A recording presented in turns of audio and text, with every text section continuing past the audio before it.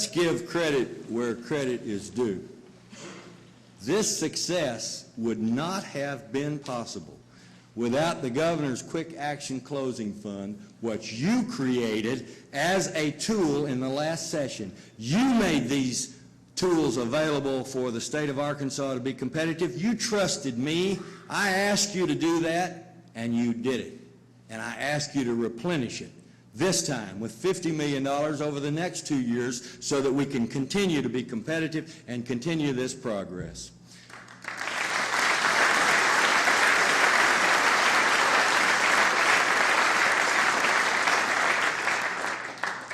Throughout our strategic plan for economic development, we will position Arkansas to be at full speed when this recession lifts, and it will lift. And we will continue working to defy that global economic downturn in the meantime. And as we put more Arkansans to work, the struggling economy means that more Arkansans now must get back to work. And so we celebrate sometimes the arrival of new jobs. We also should remember to empathize with our friends and with our neighbors who have lost their jobs due to closures and due to outsourcing. And this makes our ability to educate, train, and retrain our workforce that much more valuable. Our workforce cabinet agencies continue working together to provide efficient and effective programs that prepare Arkansans for employment. I've spoken repeatedly about restoring our people's faith in their government. You all heard me do that for the last 3 or 4 years, long before I was the governor. Last year showed us a presidential campaign and all sorts of other campaigns with strong words and accusations on all sides. It showed us scandal and corruption in respected seats of power. It reinforced the cynicism of those who already doubted their leaders. Restoring confidence is a commitment we owe our citizens and we owe our democracy. To Arkansas's leaders assembled before me, I say we must seek every opportunity to cooperate when addressing our state's challenges. When we cannot agree, we must debate with respect and with dignity. Above all, we must be reasonable and realistic in the promises that we make. Always better to under-promise and over-deliver than to go the other way. There was a line in a speech that John F. Kennedy was to deliver on the day that he died. It said, "Leadership and learning are indispensable to each other. Listen to your constituents. Be willing to learn from one another, and be willing to learn from history." You know, while we are guided by our hearts, we must lead with our minds in order to navigate our state through good times and even through bad times.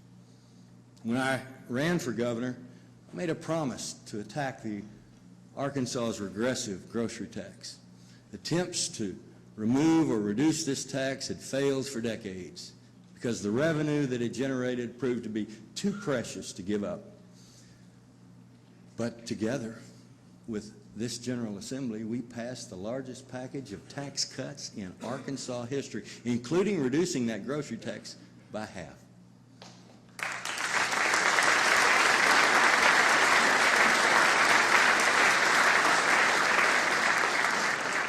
Today's economic climate will not allow us to completely eliminate the tax this year. But even under pessimistic forecasts, we can afford an additional 1 penny decrease. This easing of the grocery tax will provide our citizens with additional relief for basic necessities.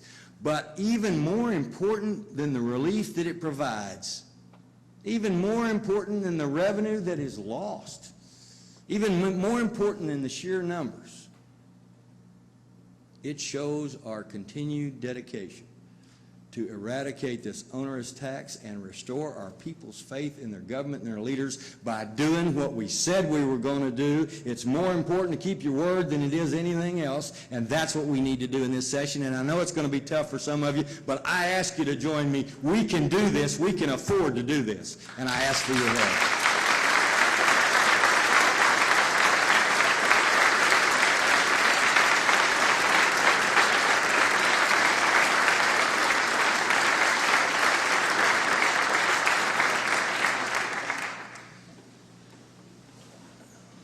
The faith in our system has been tested enough of late.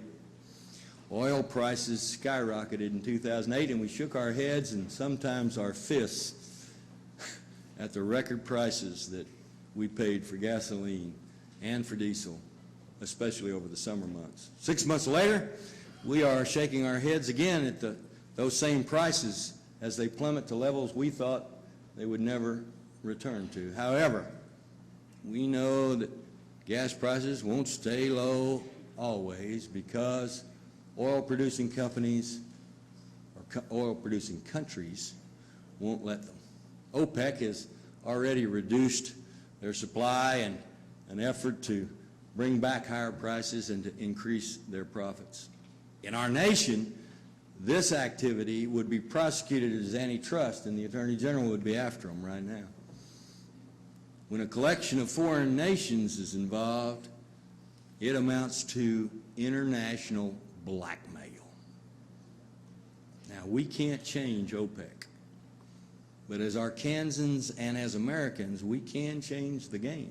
By continuing to develop alternative energies, we lessen our dependence on fossil fuel and shrug off the grip of foreign powers. That money can go into the pockets of farmers and timber growers and innovators in Arkansas and throughout America, creating jobs while we become better stewards of our environment, our resources, and our national security. And we don't need to quit on that.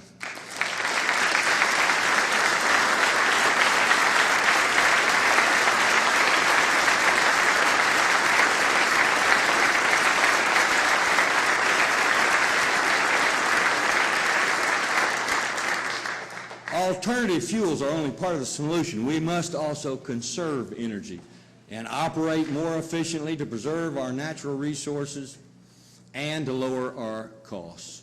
Arkansas recently formed a partnership with the Clinton Climate Initiative, and that's a joint effort that gives us the guidance and purchasing power to construct and retrofit buildings for energy efficiency without adding any additional cost to our taxpayers. State government will lead by example, conserving both our natural resources and our tax dollars. Arkansas sits amidst the Fayetteville Shale, a rich source of natural gas and a welcome boost to our economy. This year we will see new revenue from the severance of the natural resource, money destined to improve our highways. Now, the amount of the revenues is tied to the price of natural gas, which has swung just as wildly as oil prices. Still, we will see tens of millions of dollars in new money for state and for local roads. Additionally, this money will fund new resources for the Arkansas Department of Environmental Quality to regulate and to monitor these drilling operations and safeguard our natural state. We also have the opportunity in this session to take our next big step forward as a state. We've started to climb from the bottom of the national rankings in both education and economic development. You might have seen this week we were ranked 10th in that overall report card on education. Whoever would have thought Arkansas would be 10th?